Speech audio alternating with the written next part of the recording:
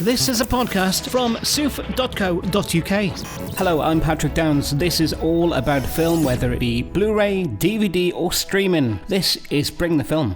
With the price on his head increasing, legendary hitman John Wick takes his fight against the high table global as he seeks out the most powerful players in the underworld, from New York to Paris to Japan to Berlin. You come here thinking there is a way out of this world for you, Mr. Wick. There is not. The Centre Pompidou. Sacré-Cœur. Sacré-Cœur. Weapons. If you win, the table will honor its word. You will have your freedom. But you won't take it. Blades. Pistols. Dueling pistols. 30 paces. In the event that both parties survive, each will approach the other at increments of 10 paces until only one remains. Starring Keanu Reeves, Ian McShane and Rina Sawayama. And our film correspondent Hayley Donaghy caught up with Chad Stahelski, the director, and Keanu Reeves, talking about the unique development of these films and on the mood board he created for John Wick Chapter 4. We started with Wick, right? We started with the character. We kind of built him first. And then we made a list of ninjas, samurai, sword fights, muscle cars, close quarter combat, judo, jiu-jitsu, dog. Nightclub, I remember, was up there with the Circle Rouge we used as a model, like with Derek Kolstad at the time, and just kind of built backwards that way. Like, I remember our first couple notebooks on John Wick 4 was, horse, Lawrence of Arabia, Aqaba by land. It was like waterfalls. I knew I wanted to do a waterfall feature. And you just kind of build backwards off imagery. We knew we wanted to shoot in like the Louvre. We knew we wanted Paris. We thought we want to open the world up a little bit, and we had to design this sequences. And then we start designing scenes and what we want to do with the character first. Then we start pulling all those pieces together. So the script's kind of coming from a lot of different angles. I know, but I think also, I know going to the production office, the way that you do set up images and the way you work with Kevin Kavanaugh with the production design. You guys start talking, I think, pretty early days about the visuals ideas and the visuals and the sets of everything. Right. And then it kind of starts with that, and then we go scout. We location scout a lot, and we kind of build the action sequences off that. But at the same time, I'm always talking to Keanu going, wouldn't it be cool if, and he's telling me, would it be cool if? That all comes from talk between us about what we need John Wick's journey, and we try to build outward from that. Wow. And then at what point is the script brought together? I think we're always working on it, but just from different, it's not like a linear process. We know the journey, like the outline, and then we start building the pieces. The excitement, clearly, from both of you talking there, is so evident watching you both talk about these films since 2014, sort of the excitement of that planning ideas process. And I wondered what for you is sort of the fondest memories, sort of throwing those ideas together. If I sectionalized it, I thought, I think the creative process about, talking with Chad and, certainly, through the first one and just the process of really getting to create and make it up as we go along has always been super pleasurable and going. I think with Chapter 4, I don't want to give that away, but the idea of the nunchucks, the idea of getting back to driving the cars, the muscle cars, and get to do that again. So it's fun to have ideas, to hear what he's thinking about, and then to go train and then to go do them. I remember on the first one, we're just deciding the hair, because he came out, remember the first time we did the camera test? Right. We still hadn't decided, and he came out with the hair and the beard and the suit, and you just knew, I haven't seen that guy before, that's the guy. And that always stands out when we did that little camera test. And have there been any really wacky ideas that just, they went on the whiteboard and then they sort of got wiped off the whiteboard?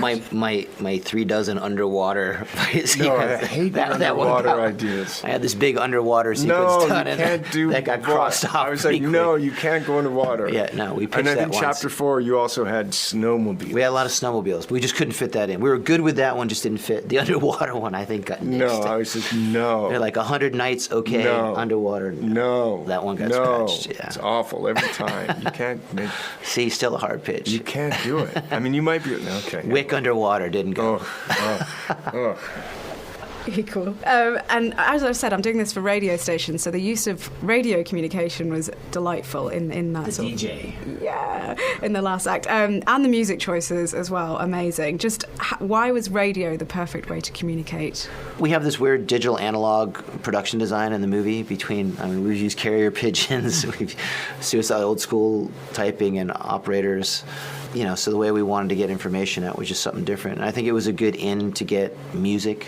We both love music, so how do you get needle drops into John Wick? And we thought that was a good way of doing it, of actually having a needle drop in the movie. And I think we're both Walter Hill fans, and we love The Warriors, which is obviously it's a reference to. It's a wonderful moment. And Keanu, we have to talk about your epic stunts, of course, and they're back in John Wick 4. I have to say, where do you find your energy on the start of those days to sort of psych yourself up for those moments? Desperation, fear, and love. All of the above. That is the best answer I've heard. That's awesome. And equally, though, how do you wind down from not only a day of that, because that seems pretty intense, but at the end of John Wick, how do you get John Wick out of your mind and body? Yeah, it's a long process. Ice bath. Ice bath. Yeah, recovery for, being older, but yeah, recovery is massage and cold water and try and get some sleep, and at the end of the day, maybe a whiskey or two. Yeah, I love the character, so I'm in no hurry to get it out. Audiences will love that there's a continuing dog theme in this film. Why is it important to have the dogs? I'm a dog person, so that's one. I also, when I read the script, the very first John Wick for the script, I thought the idea of introducing a dog to the character was great. Like, animals are very much reflective. It kind of brings out who you are, and what a great way to show such an interesting side of John Wick. Then you give him a puppy. If we don't have a new love interest or something like that, you have a guy that just lost his wife. So how do you take this incredibly hardcore cold killer and give him emotion? And just seeing how still one of my favorite scenes is Keanu just pouring a bowl of cereal and then looking at the puppy and going, okay, and putting down his cereal. I just think that's an incredible way to show a piece of character. And we keep using dogs throughout. It's just, dogs bring out your best, I think. They do. And Keanu, for you, no stranger to working with the dogs. What is it like when you have the dogs on set? How does that change the mood on set? I don't know. It really depends on the... I only interact in a certain way than the Malinois that are, been more kind of tactical, and the relationships that they have, like with Halle Berry and now with Shamir Anderson, who's playing the tracker. They've kind of transitioned off of John Wick to other characters, and I don't know. I think when the Malinois come on set, it gets Andrew Jackson, who's spent years on John Wick and really done all the training, and his team. So when the Malinois are there, you have to pay attention. No sudden movements. Don't look them in the eyes. But Shamir and Halle Berry, they trained a lot with their hounds. And then once they say action and they do their thing, it's beautiful. It really is. And we have to talk about the weapons and the gun fu. Just what has been your favourite, each of you, across the series, weapons-wise? I don't know. I still like just a good old solid regular reload. I like our gun fu. I like, what would you call it? Manipulation. The weapon manipulate, how to reload. I think there's something really interesting about that, about the speed at which it happens, about how it interrupts the flow. I think that's great. Yeah, it makes it feel like it's a kind of an interrupts, like a real kind of moment, like it's in there. It's got a balletic sense to it. Yeah, coordination. That and the pencil. I'm going to go with the pencil. If it wasn't gun fu, I'd go pencil or car. I like car fu and pencil fu. Those are my favorites. Starring Keanu Reeves, Ian McShane and Rina Sawayama. Our film correspondent Hayley Donaghy caught up with Ian McShane, who plays Winston, about the arc of his character over the years and where we find him now in John Wick Chapter 4. The series has grown over, 4 episodes. Well, now you got 5 with the new movie Ballerina, which is the the female spin-off, which is a retro fitted in between John Wick 3 and John Wick 4. No, this one, Winston's life is suddenly changed around. I mean, the other three, he's been very much like fitting in with Jonathan, John Wick, fitting in, helping him, or you think you're on his side. But suddenly in the first 20 minutes of number 4, Winston's life is turned upside down by events. So suddenly it's on him. So that's when he's fully behind John. And how it ends. Or is he? You don't know. I mean, that's the nice thing. It constantly shifts, And what's his relationship to John? You still don't know, in a sense, which is kind of intriguing. I like to keep it that way, and so does Chad. I don't think it had been, I don't think also the series would have been as rich or as successful if Chad hadn't directed all 4. Because you do have a sense of continuity. And I think it helps Keanu as well. And also, because they've done, they go back 25 years in stunts together. That's why those sequences are so beautifully violent. 20 minutes of uninterrupted action, which you don't get in normal movies, You also have that sense of kind of a classic Western in the sense that John Wick is like on a bounty. It's like wanted dead or alive. $26 million for the most dangerous man in the world. He's only killed bad people. That doesn't matter. Bad people come after him. But it's like a modern Western. They're all out there for the bounty. If I can kill him, whatever. And that's why there's a certain fanboy thing to it. Oh, it's a pleasure to fight you, Mr. Wick, whatever.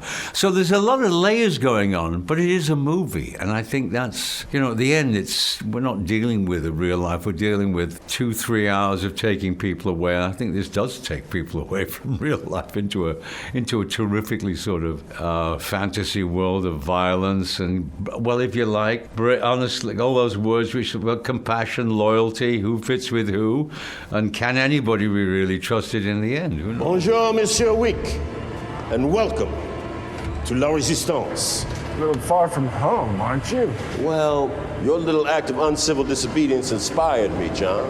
I'm branching out, spreading my wings. How goes the grand farewell tour? Coming to an end. So it seems. 42 regular, wasn't it? It's Kevlar front to back, the latest in ballistic chic. Appropriate for all formal occasions, weddings, funerals, high table duels. After all, a man has to look his best when it's time to get married.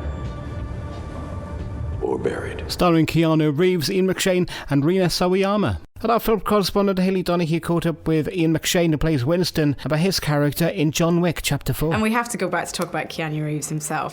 How he attacks those sequences, obviously so impressive, but also the quieter moments with Winston as well. Just how impressive is he to witness and work with? Well, it's funny now because, we work on the script together, the scenes. We always get together a couple of days before. If the dialogues in talk, we have done that since the beginning. So it's a natural process, talking with Chad and Keanu, so when you get on there, you know exactly, and then you just have nuances, whatever. No, we work very well together. He's great. He's just a really good guy. Keanu's great strength, I think, is a sort of an honesty and a simplicity. Winston and yourself have some of the best lines in the film. I like the how you do anything is how you do everything. Just how much do you enjoy his dialogue and actually the way he commands some very difficult situations? I love him. Since the beginning, Derek Kolstad, who wrote the original script, wrote this enigmatic character, and we just, and then he wrote number 2, and then Shea Hatton has sort of taken over parts of number 3 and number 4, but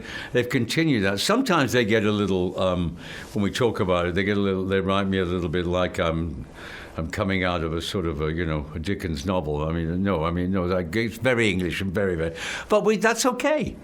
Because it should be overwritten to begin with, then you strip it away and you keep the pithy lines that mean something. And is he's related to John? I mean, nobody knows really. Is he a good guy? I think is he a bad guy? He shot John in episode 3.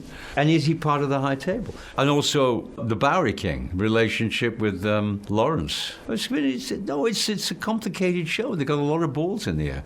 I do think it's great. I mean, I love Bill Skarsgård. I love Bill's crazy villain villain in this, you know. You're dealing with... That's why at the beginning he doesn't say anything, because, you know, it's like saying, how do you talk to a madman? You don't. And actually, the humour that you touch on there... You need that. Yeah. I wanted to ask to temper the whole thing. How but without, is that? Well, a lot of these movies, but I you know, when they try to be funny, I'd hate that. When they obviously, it's like saying the snappy kind of... I don't think it suffers from that. It's not trying to be funny. Certain lines come out which are funny in the situations, but it doesn't have that kind of, no, now we're going to be funny to temper all of that. No, it has a continuity to it, which you have to have in a film like this. Yeah, exactly. Yeah. It feels like that. And the line that you say, you know, go out there and have fun. When Go out there and have fun, yeah. Will you just kill him, please? You know, please just kill him. Stop this. Messing around. Can we look back over the series as well? I wanted to know what some of your favourite memories and moments are working with John Wick. Well, I've never had a bad time. The only bad times we've had are physically on the set because Chad loves to shoot at night, constantly at night. And, you know, night in Paris in November, 30 degrees, in a suburb, not even in Paris, in a suburb outside of Paris, 30 miles out, in a sort of a car park with green screen. You think, this is a sad way to finish a big, expensive, wonderful movie, but that's the other side. And everybody goes, it's a wrap, everybody, thank you, it's been 101 wonderful days. And then you drive back to Paris in rush hour at 6 a.m. I mean, it's like you go, no, hell of a way to finish a movie. And any other favourite memories from, say, 1, 2, 3? No, favourite memories when a movie comes out and it's quite successful. When you hear, and when they go, there's going to be another one. And then you go, oh, there's going to be another one. And you go, yeah, that's good. Because it's the same people. I don't think it would have been the same if it had been like another director, another crew, because it's been the same cinematographer for 3, the same director for 4, producer, assistant producers, you know, Erica and Basil have been with it since the beginning. So there's a certain thing to be said for continuity and everybody gets on. Yeah, it's been a happy ride. And what is it about John Wick films that just keep bringing audiences back? They're rather good. And they're, you know, 3 hours of entertainment, of take you way away from whatever. That's what films are about. It's not trying to be a slice of life. It's not trying to be anything else than entertainment, and give you a bit about, you know, about people in this situation who you're never likely to meet. I mean, that's the whole point of making movies, of this kind of a movie. I mean, I just love movies, all kinds of movies, but this kind of a movie is just spectacular. You know, it's seriously big, large movie making on an intimate basis, because there's those intimate moments in it, you know. But it's weird when you're making it, think it's going to be on a big IMAX screen, you know, the place to see it. Starring Keanu Reeves, Ian McShane and Rina Sawayama. And our film correspondent Hayley Donaghy caught up with Rina Sawayama, who plays Akira, about this being her first acting role and her ambition to move between music and acting. I've been secretly plotting my acting in my music videos because I co-direct a lot of my music videos. I get to write the character and who I'm going to be, and my music videos kind of have me as different characters in each of them. So I've always had that in mind as like an acting portfolio, and it's never really worked until Chad Stahelski called and said, hey, I've seen your music videos. I'm trying to cast this role and I can't, and I saw your work and yeah, it looks great. Clearly you can do choreography, clearly you can do some fighting, and then pretty much 2 days later I was flying to Berlin. Wow, well it worked. Let's go back to John Wick anyway. So yes. How much of a fan were you of the John Wick series before you got on? Yeah, I've seen the first 2 and I hadn't seen the third one. So I was like, why does Chad want to speak to me? It was the most random thing ever because it honestly came out of the blue.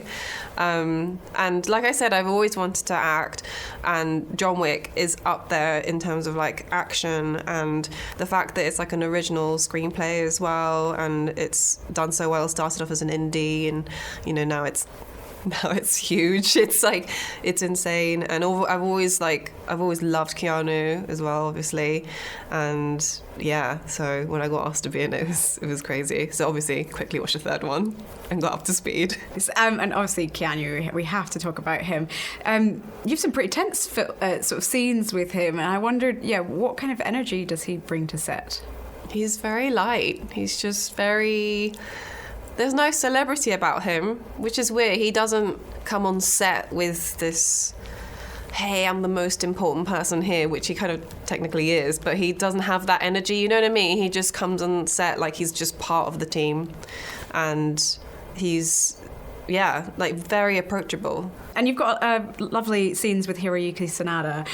He's such a great actor. I really love it when he comes on screen. How much did you enjoy working with him? Oh my God, I could not believe it when I heard that he was going to be in the movie, because I've been such a fan of his work, and like, you know, I've known his work since like the 90s, you know, and like there's Ringu, and like he's been in so many things, and Last Samurai and etc. Like he's been in so many things. So yeah, I mean he actually is the sweetest. I really learned on him a lot. You know, there was some Japanese speaking like dialogue in the movie, so I wanted to, like, he actually, even though it wasn't his scene, he would come and like have the monitors on and check like my Japanese, because I was like, I'm a bit unsure about it, and he'd like literally be hiding somewhere in the scene, and then once they call cut, he would come to me and be like, hey, like this bit I think you should say with a bit more of this kind of intonation, because it was, I mean, I can speak Japanese and I'm fluent in it, but saying like, you know, reading a script or is very like new to me in Japanese. So he was just amazing. He went above and beyond. He really didn't have to do that, but he was really, really sweet, and just really, you know, we practiced a lot together, like Japanese lines and English lines, and he just helped me so much. Wow, that sounds so special. Yeah. And yeah, we talked about Chad briefly, but he has a really unique style of approaching these films. It's sort of vision first before the script, which is kind of the different way around of normal filmmaking. What did you enjoy about how he approaches his work? Well, to be honest, I don't have a comparison, as in this is my first film. But honestly, I feel really spoiled, because him as director, he was so sweet, so patient with me. Like, again, first time film.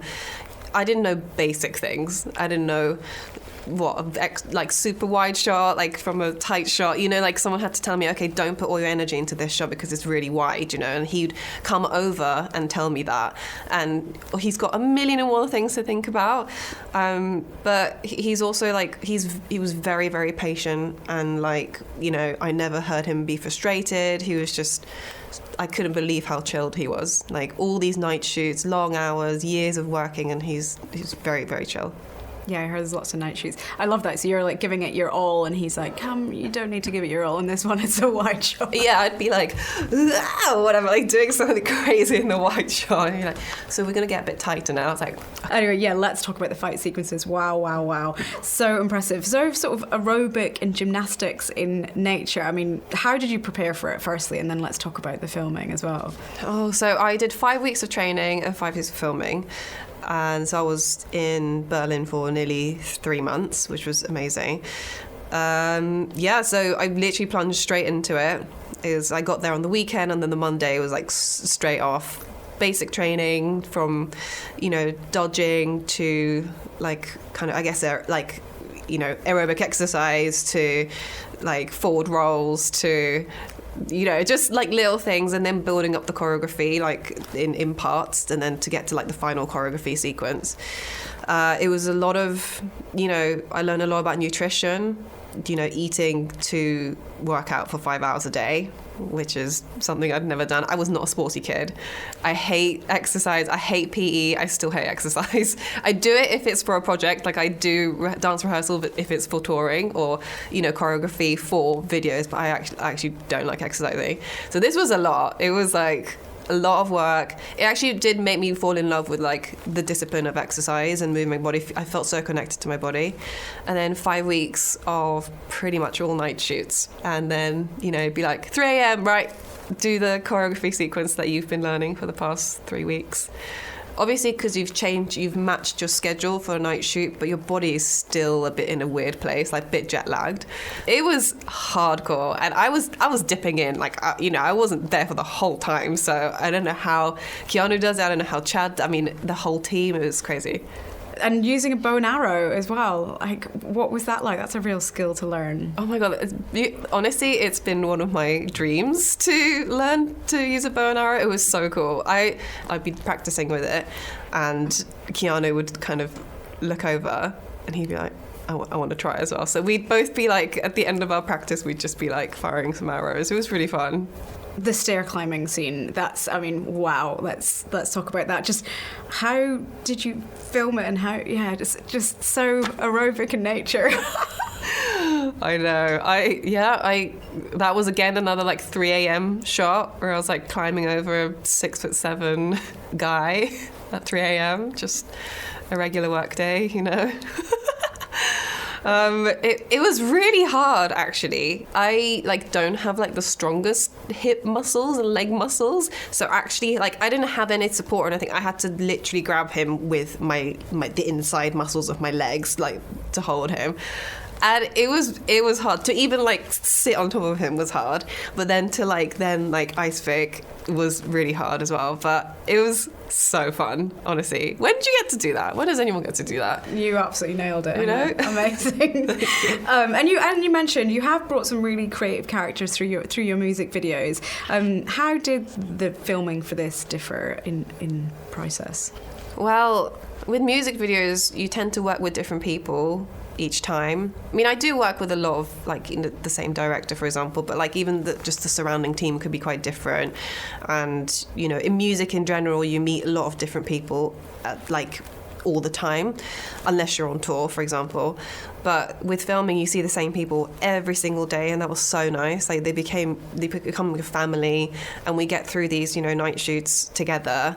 Even though you just feel little acts of kindness everywhere because everyone's just trying to look after each other. So that was really nice. I would say, with music videos, the main purpose I always try and think about is how hot can I look? Whereas with movies, you can't really focus on that. I guess a lot of people do. When you get good at it, you know how you look and film and stuff. But in music videos, you're looking at the camera and delivering the line, you're lip syncing, and I'm so used to that.